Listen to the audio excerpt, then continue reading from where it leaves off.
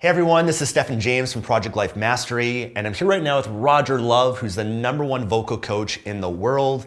He's worked with a lot of the top performers and entertainers in Hollywood, from Selena Gomez, John Mayer, Eminem, top speakers like Tony Robbins, Brendan Burchard, and he's also my coach, someone that you guys might remember. I did a video with Roger not too long ago where he gave me a private coaching lesson on my voice, and I've gotten so much benefit from working with you, and even before that, which you guys might not know, and I'm not sure if I've shared this with you either yet, Roger, but when I was 18 years old, and at that time I was single, trying to go out to meet women at nightclubs and whatnot, I got your audio program, and I would, to and from work, 30 minutes each way, do the vocal exercises to improve my voice.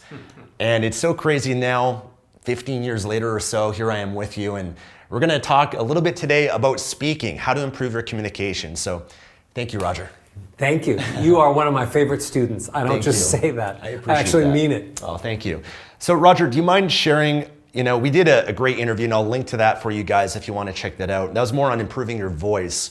But you started off as a vocal coach for singers and musicians, and now you've transitioned over the last so many years working with speakers. And I know you shared with me before that was Tony Robbins, working with him kind of transitioned you into this new world, and now you're working with corporations. Do you mind just sharing a little bit about how you got into working with speakers?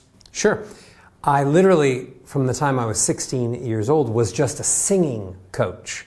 So at 16, I was the voice coach for the Beach Boys and Earth, Wind and Fire and amazing supergroups. I was sort of thrown in, and it was sink or swim, and I really don't like to sink, so I swam, and for 17 years I was a voice coach just for singers. And then people like Tony Robbins and John Gray and Susie Orman, pure speakers and presenters started coming to me. And at first I turned them all away. I said, I'm just a singing coach.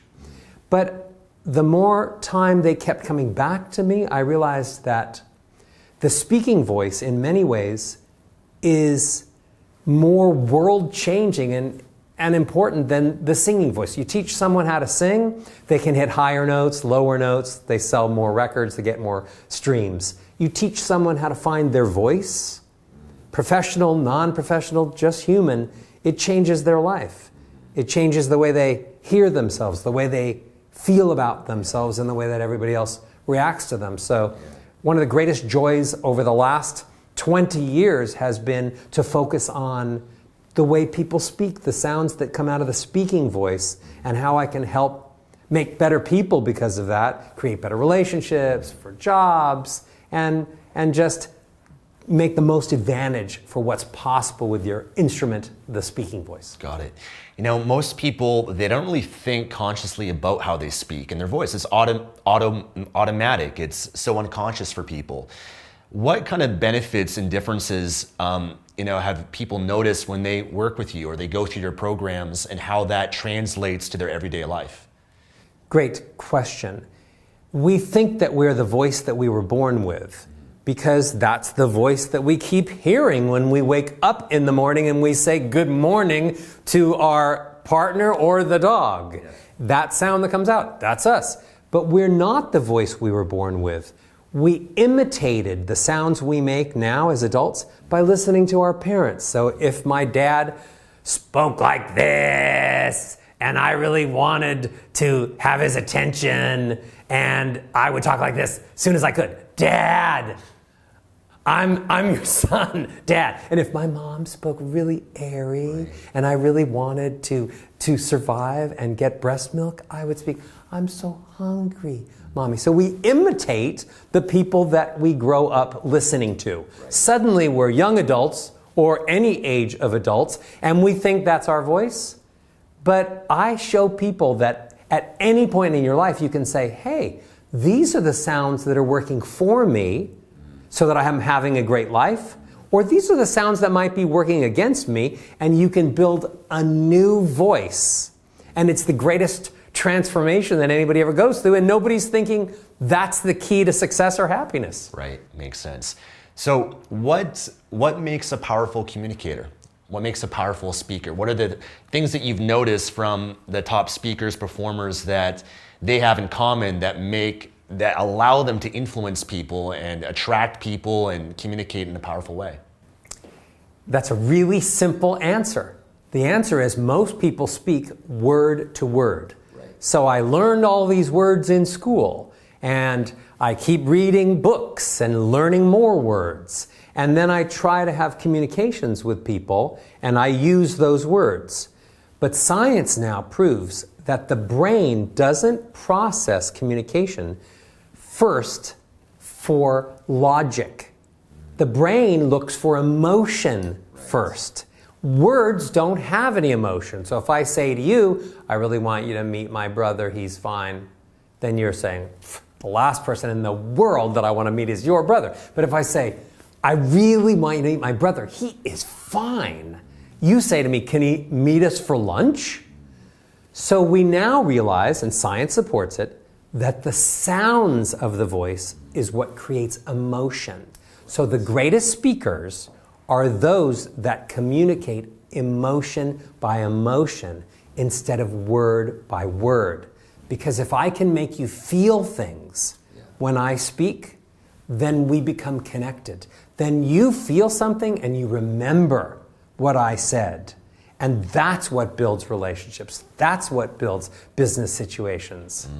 Reminds me of, there's a great quote, I think, from Maya Angelou, that people seldom remember what you said or did, but they'll never forget how you made them feel. Exactly right. Yeah. So unless we go from putting words in second or third position and putting the sounds that you make in first position, no one's ever going to remember or care that much about what you said to them. Especially when they first meet you, they'll just discount you and move on and find someone that makes them feel something. Okay, so it's not what you say, it's how you say it.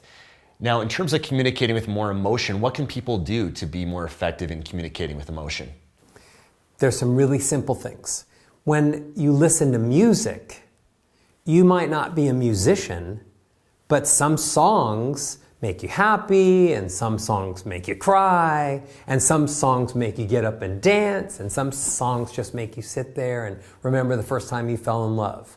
So music is just instinctive. It just makes you feel things. So because I spent so many years being a singing coach, I took everything that music could offer us, and I created a way of putting music into the speaking voice. So for example, songs have melody. They go up sometimes and they go down sometimes and they stay on the same note sometimes.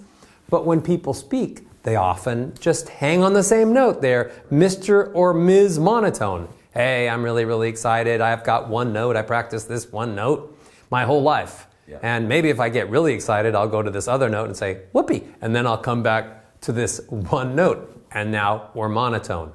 So that is the most unemotional sound you can make. And yet, did you know that about 85% of the speakers in the world, not professional speakers, just all the speakers in the world, speak with almost one note or two notes max, and that's it? So melody is important. And not just any melody, but yes, any melody is better than nothing, but specific melodies. In a song, when the notes go from lows to highs, it makes you happy. And when it goes from highs to lows, it makes you sad. Same thing in speaking. Check this out. It's my birthday. You're my best friend. I'm so happy. These are called descending scales. You see how I'm going down. And all you can think of right now is, when's Roger going to stop going down? Because it's so sad. Right.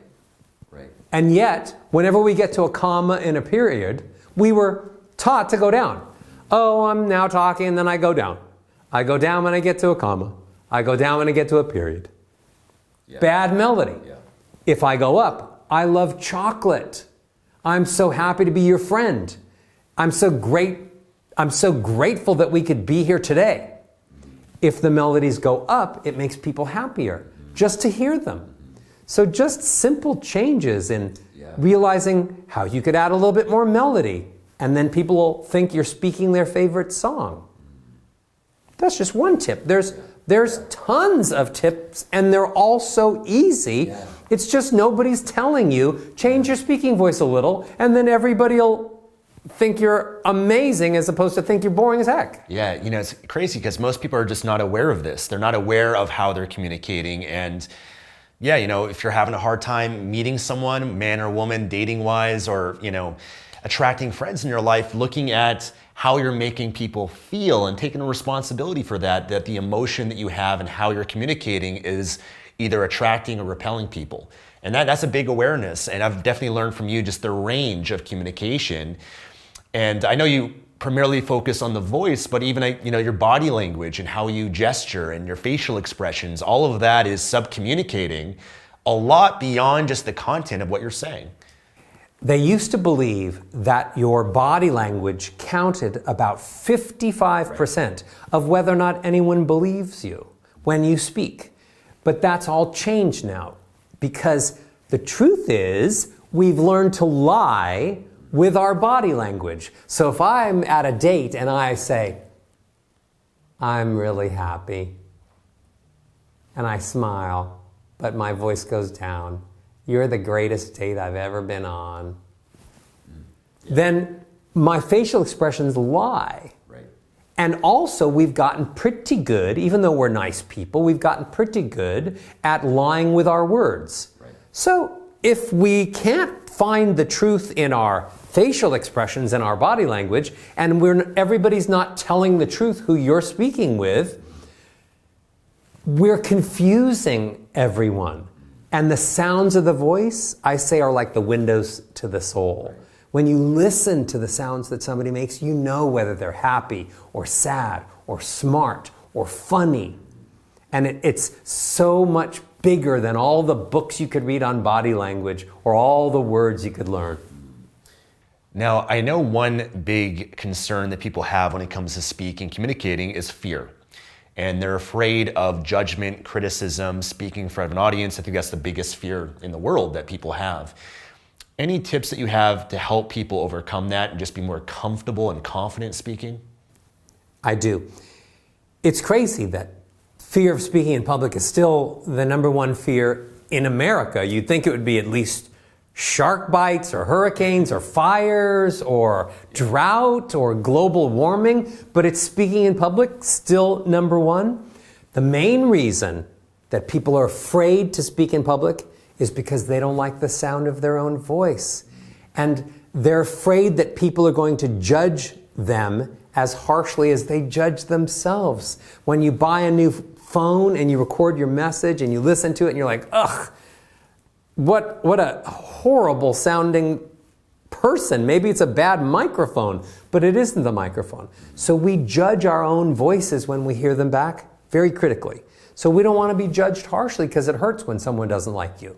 So the way to conquer fear is to create, literally, it's this simple. Create a voice that showcases emotion, that shows people how special you are, how intelligent you are, how funny you are, how much you care. And then when people hear you, they won't judge you harshly.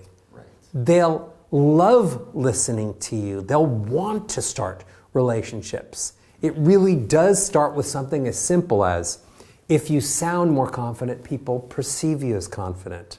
If you sound more caring, people perceive you as caring. So then you don't have to worry so much about being judged harshly.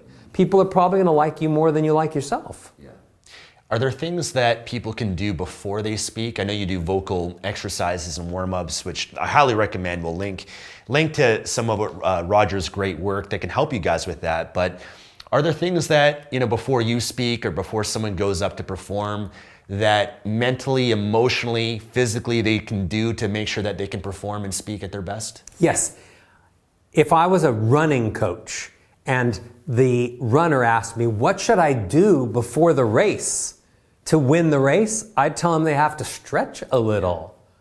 And I have such simple little exercises, little vocal warm-ups that you could do in a minute, 2 minutes, 5 minutes, and they would warm up your voice. They would show you how to breathe perfectly, and they would start you having all the lows and all the highs and everything in between. So I literally teach people to do some simple vocal exercises that are part breathing, but part specific exercises that tell the vocal cords what position they should be in so that you make big, beautiful, strong, intelligent sounds. So like stretching, you do a little vocal warm-ups, and they're fun. And in terms of, is there anything mentally that, because I know you've worked with top performers when they go into a huge audience, anything mentally that you've noticed that they might do or say to themselves, or a ritual that gets them in that zone? One of the things that I've learned by working with some of the biggest actors in the world, the project I did this past year was, one of the projects was I taught Bradley Cooper how to sing for the film A Star Is Born. And he said one of the most interesting things about 6 months after the film had come out. He said, Roger, you know what I love so much about singing and what I've learned about voice in general? You can't lie with sound. Because, for example, if you're singing and you don't feel it, everybody knows. And it's the same thing with speaking. So great actors and great wannabe actors and great humans have learned that they can create other characters within themselves, just like actors do. That I might be an introvert, and I really might like to spend all of my time at home with a book, reading, and not talking to anybody. But that's not forwarding my life. Sometimes I gotta get out there, I gotta talk, I gotta meet people, I gotta move my relationships forward and my life forward. So you can create other characters that are absolutely authentic to you, that live in you, but it's sort of like becoming an actor. I say I'm going out tonight, so tonight I'm going to speak a little louder, and I'm going to have more melody, and I'm going to be a little bit more fun. Right. Well, that doesn't go against the introvert. It's a choice I make to sort of put on a brighter colored shirt, and by changing my voice a little bit. So I actually teach people how to create some other sounds that they can make, which showcase other parts of their personality. So the shy person who goes out and sounds a little more confident loves the way people react to them, and then they can't wait to do that next Friday night, even though Monday through Thursday they may stay at home every night with a book.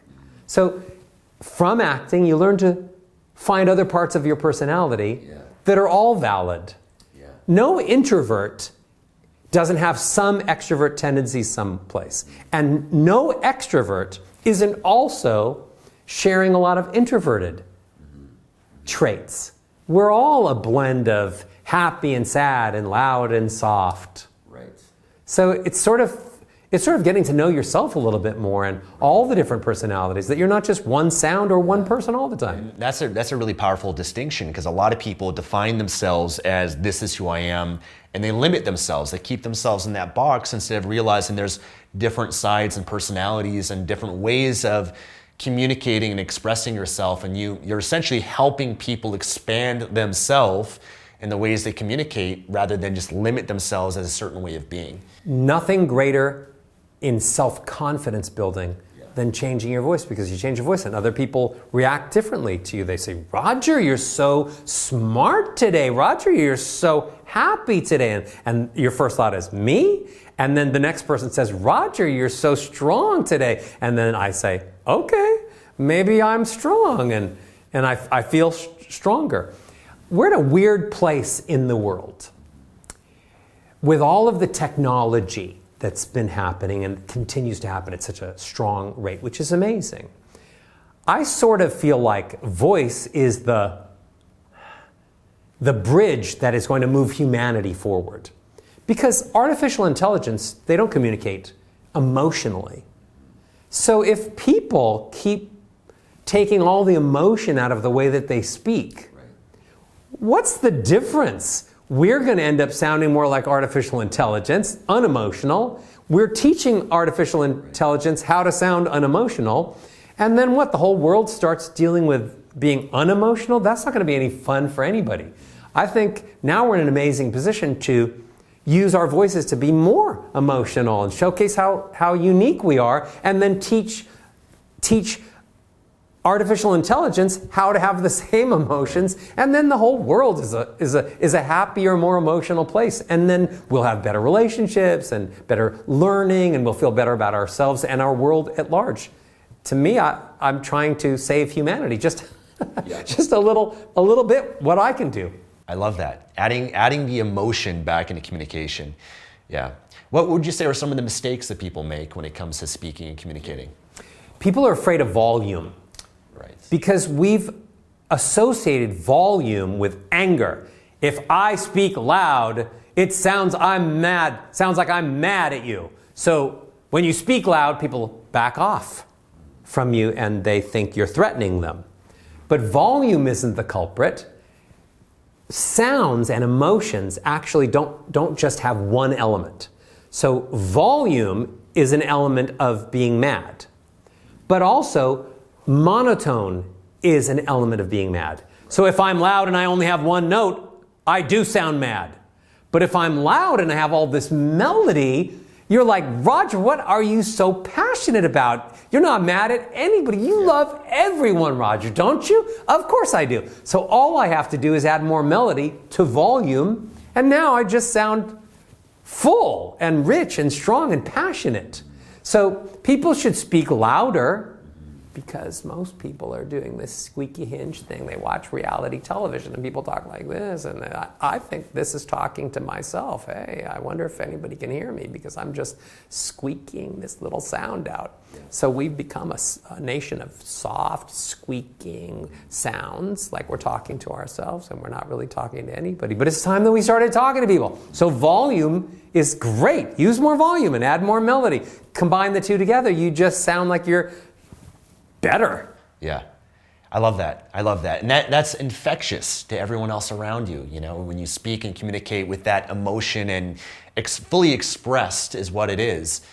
You're a great speaker because you're used to hosting people and you're used to talking to the cameras. And so your presentation level is higher than most people. You're a professional.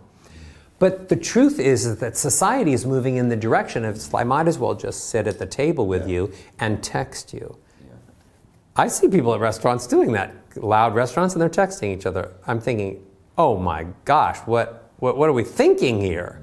So you look at people and your voice comes out and I know you're talking to me. So I look at you and my voice comes out and I'm talking to you, and we're actually having a physical communication. Instead of me just talking to me. How you doing? Yeah. Good. How are you? Fine. How's your girlfriend? Great. Getting married soon? Yeah. Whatever. You talking to me? Talking about my wife? No. Yeah. So, but everybody needs to do this because then their relationships will be great. Then their job will be great because the rest of the teams can hear them, and that's how people rise up in business and how people rise up as being more successful by communicating.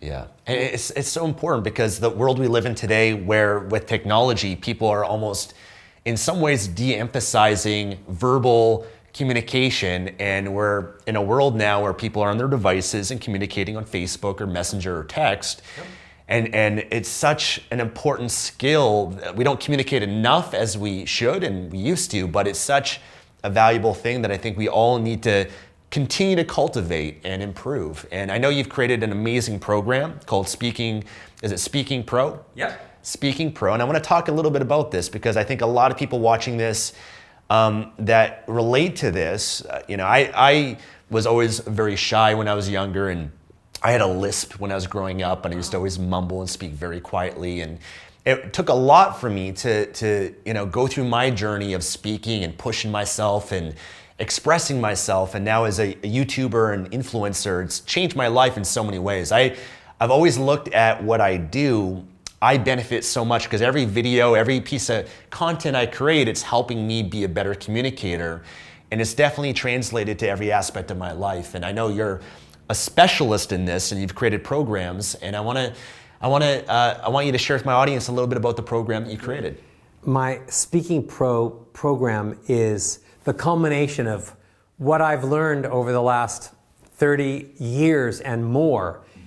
And I've tried to isolate all the different situations people might be in, that they need their voice. Maybe they're in a meeting and they need to know how to speak at a meeting, in a boardroom or in an office. Maybe they're going to do a YouTube show or some kind of social media posts, and they need to know exactly what they should sound like for that. Maybe they're going to speak someplace, and they need to know what all of the things that would make them amazing speakers in each situation, from being at a party and being able to be the best schmoozer there because everybody feels you the most, to being on stage, to doing podcasts when you know you only have audio. How should you sound if you have audio and you don't have video and you don't have your body and your face and your good looks to convince anybody to believe you of anything? So I literally have gone from everything from, what do you sound like when you go to shake someone's hand? Because people think they say, oh, what's the most important thing? They used to say, what's the most important thing in a business communication or when you meet somebody? Shaking their hand. But they forgot that you usually say something before you shake someone's hand. So you usually say, hi, my name is Roger. And then they don't want to shake your hand. So it's about sound before this. Yeah. Let's say it's all sub-communicating. Let's say you're lucky enough to do an interview, or let's say you write a book and you want to do the audible of it. It's just, I've taken from the second you wake up in the morning to the second you go to sleep, all the different scenarios that you might need to use your voice and be a great communicator so that you can achieve the outcome you want. And I've put them all into videos that just teach you all the things you need to know, no matter whether you're a professional speaker or not. Everyone needs to learn how to communicate emotionally. Everyone needs to learn how to communicate in a way that builds self-confidence. So this program is very special because I've isolated all of the needs over the last 20, 30 years that people have said to me, Roger, what do I do in this situation? Here's what you do. Roger, I've got this coming up. What do I do? Here's what you do. And it's not just to clarify, it's not for those that want to be a professional speaker. You might have no interest to speak in front of audiences, but just the everyday communications that we have at work and our relationships with friends, everyone I think can benefit from something like this. And I've been through your Perfect Voice program and I highly recommend it. I know in all your programs, one of the most beneficial elements of it is the daily warm-ups. And do you mind sharing a little bit about that? Because it is that daily practice that I think you make it very practical for people, where you can see improvements every day. Just after doing it a week or two, you're going to see some improvements just by doing that a few minutes a day. And as you go through your job, talk to your friends, relationships, you're going to feel different. I notice when I do it, I feel it's more effortless for me to speak. Sometimes you wake up and it's hard to get the words out, but when you have a warm-up process, the words flow a lot easily and more effortlessly. And you can project more, I find, with more resonance, more volume. It doesn't feel like you're straining yourself. So there's a lot of benefits I get when I communicate after I do your warm-ups, but people feel that too. People notice and can tell how you communicate in a different way. So you might have shared that the daily exercises that you help people with, because I know you have a lot of different ones based on men, women, and different parts of your voice you want to cultivate. Yeah, and don't get scared just because it's called vocal exercises or warm-ups. The truth is we're all public speakers. The second I open my mouth and anyone hears me, if it's just the mailman, they're my public and I'm speaking to them. So if you're a hermit and you speak to the dog, you're a public speaker. But it's time to realize that we've tried everything else. We tried every hairstyle that there was. We tried every book to read. We tried wearing every outfit that we could change. We tried going to the gym. We tried getting more certifications and becoming a BA and then a master's degree and then a doctorate degree just to try to make life better. But we've missed the most important makeover that we need to change the way that we sound. And the easiest way to change the way that someone sounds is by me doing these vocal warm-ups. It's simple little exercises, sounds that you sing along with. Like I'll have people go, gug, gug, gug, gug, gug, gug, gug, gug, gug, gug, gug, gug, gug, gug. And they're like, Roger, what in the world does gug do? Well, what does gug do? Immediately shows you how to get the air in, immediately distributes how the air comes out, immediately makes your vocal cords get in a really big and thick and fat position so that you're like a big guitar instead of a little tiny ukulele. I've learned to train the voice like an instrument.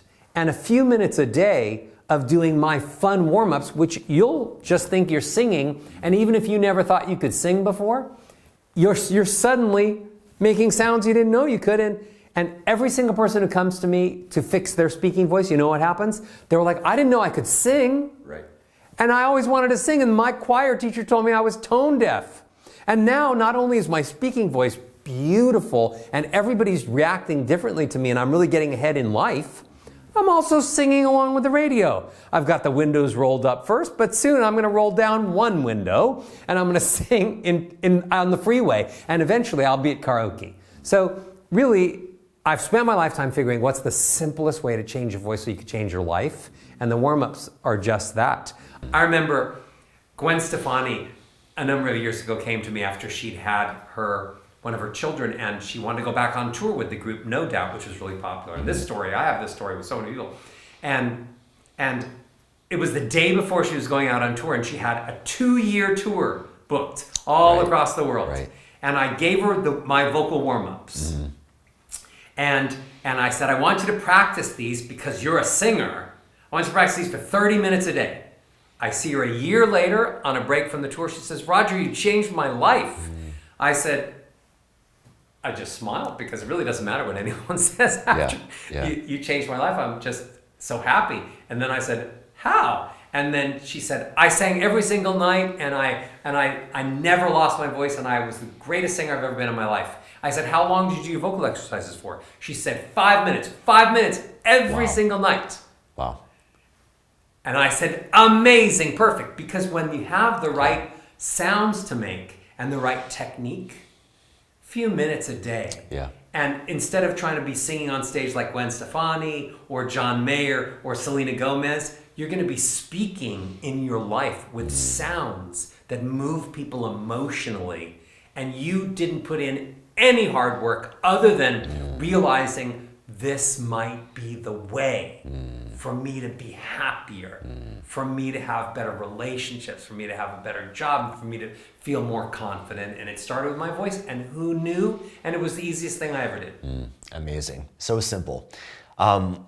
So I want to share with you guys a link if you want to check out Roger's work. I'll link in the description below, but if you go to speakingpro.com/mastery, Roger's team has graciously given a special discount for you guys for being a subscriber of Project Life Mastery. So if you guys want to check it out and benefit from it, get the daily exercises and whatnot, go to speakingpro.com/mastery. And again, the link is below. And I'm also going to link as well to the previous interview that we did together that was a lot of people really enjoyed as well. And he's got the perfect voice program that I'll link to as well. So Roger, I want to say thank you so much. Is there anything, final words or advice or anything you want to share with people? That life is about communication. And the success in life is how well you eventually get at communicating with other people so that they really do get to know the best of you. And that I want to make it affordable and accessible for everyone, because how in the world am I going to save the world one voice at a time if we don't connect each voice?